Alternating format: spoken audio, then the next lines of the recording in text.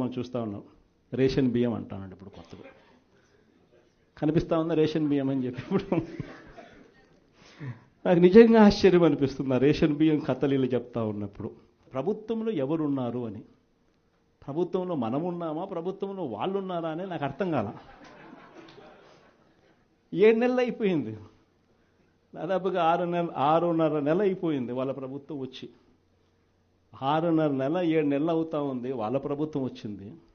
ఎమ్మెల్యేలు వాళ్ళు, మంత్రులు వాళ్ళు, కలెక్టర్లు వాళ్ళు, జాయింట్ కలెక్టర్లు వాళ్ళు, పోలీసులు వాళ్ళు, ఎంఆర్ఓలు వాళ్ళ అధికారులే, చెక్ పోస్టులు వాళ్ళవి, అన్నీ వాళ్ళవే. ఇవన్నీ దాటుకొని మళ్ళీ పోర్టుకు వచ్చింటే పోర్టులో కస్టమ్స్ అధికారులు, పోర్టులో సిఐఎస్ఎఫ్ పోలీసులు, ఇవన్నీ కూడా వీళ్ళు పొత్తులో ఉన్న కేంద్ర ప్రభుత్వం మనుషులు. మరి ఇవన్నీ దాటుకొని ఏదైనా మెటీరియల్ బోటులోకి పోగలుగుతుందా? ఆశ్చర్యం ఏమిటంటే ఈయన పోయిన బోటు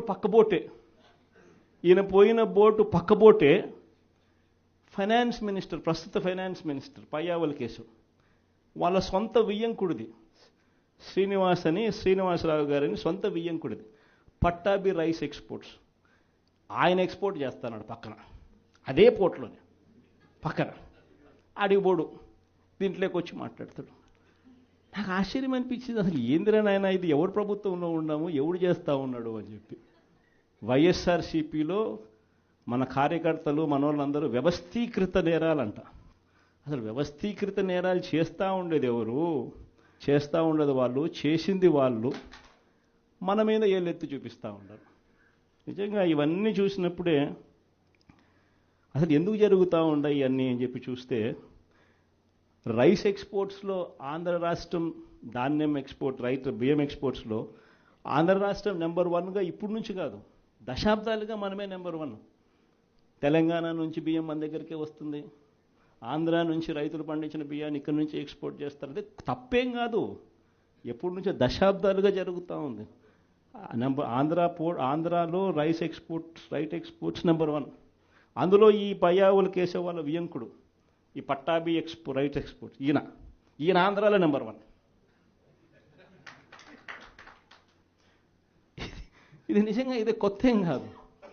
ఎందుకనంటే ఇది ఎప్పటి నుంచో జరుగుతూ ఉండేది. బియ్యం అనే రైతులు పండిస్తూ ఉన్నారు, రైతులకు గిట్టుబాటు ధర రావాలి, రైతులకు మంచి రేటు రావాలి అని అంటే ఎక్స్ట్రా పండించిందంతా రైతులు ఎక్స్పోర్ట్ చేసుకుంటూ ఉండే సాంప్రదాయం ఎప్పటి నుంచో జరుగుతూ ఉంది. అయితే దీన్ని ఎలా ట్విస్ట్ చేస్తూ ఉన్నారు అనేది ఇప్పుడు ఆశ్చర్యం. మన ప్రభుత్వంలో డీలర్ల వ్యవస్థను మనం పక్కన పెట్టి ఇంటి వద్దకే బియ్యం సప్లై కింద మనం MDUs తీసుకొచ్చి, మొబైల్ డిస్పెన్సింగ్ యూనిట్లను తీసుకొచ్చి ఇంటి వద్దకే బియ్యం సప్లై తీసుకుపోయినాం. మొట్టమొదటిసారిగా మనం బియ్యం క్వాలిటీని పెంచినాం, మధ్యస్థ సన్నకార బియ్యం ప్రమోట్ చేసినాం, ఇవ్వడం, స్వర్ణ బియ్యం వీని తీసుకొచ్చి సాటెక్స్ చేసి 800 కోట్ల సంవత్సరానికి అదనపుగా ఖర్చు పెట్టి బియ్యంలో నూకల శాతం తగ్గించి సాటెక్స్ చేసి ప్రజలకు మంచి బియ్యం, తినగలిగిన బియ్యం ఇస్తే వాళ్ళు ఎదురు అమ్ముకునే పరిస్థితి ఉండదు అని చెప్పి దానికి ఫుల్ స్టాప్ పెట్టే కార్యక్రమం చేసింది ఎప్పుడైనా జరిగిందని అంటే అది ఒక్క వైఎస్ఆర్సీపీ ప్రభుత్వ హయాంలోనే జరిగింది. ఈరోజు వీళ్ళు ఏం చేస్తూ ఉంటారు? ఈరోజు ఒక పద్ధతి ప్రకారం ఫస్ట్ ఇంటి వద్దకే బియ్యం ఆపేసినారు. వాళ్ళకి ఇచ్చే బియ్యం ఇంతకుముందు మనం సాటెక్స్ చేసి మంచి క్వాలిటీ బియ్యం మనం ఇస్తూ ఉంటే, మధ్యస్థ సన్నకార బియ్యం సాటెక్స్ చేసి మనం ఇస్తూ ఉంటే ఈరోజు లేదు. ఈరోజు నిర్వీర్యం చేశారు. చేసి వీళ్ళు ఇవన్నీ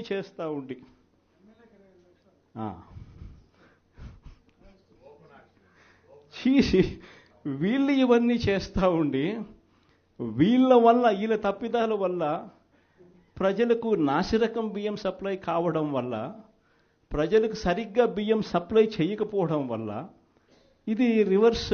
ప్రజల దగ్గర నుంచి ఈ డీలర్లు కొనుక్కోవడం, ఈ డీలర్ల దగ్గర నుంచి ఎమ్మెల్యేలు తీసుకోవడం, ఎమ్మెల్యేల దగ్గర నుంచి ఎక్స్పోర్ట్స్. ఇది జరుగుతూ ఉండదు. ఇప్పుడు తప్పు వీళ్ళు చేస్తూ ఉండి ఇంకొకరి మీద ఏళ్ళెత్తి చూపిస్తారు. మన హయాంలో దళారీ వ్యవస్థను పూర్తిగా తీసేసి ప్రతి రైతుకు కనీస మద్దతు ధర ఖచ్చితంగా వచ్చేట్టుగా ఆర్బీకేలే వాళ్లకు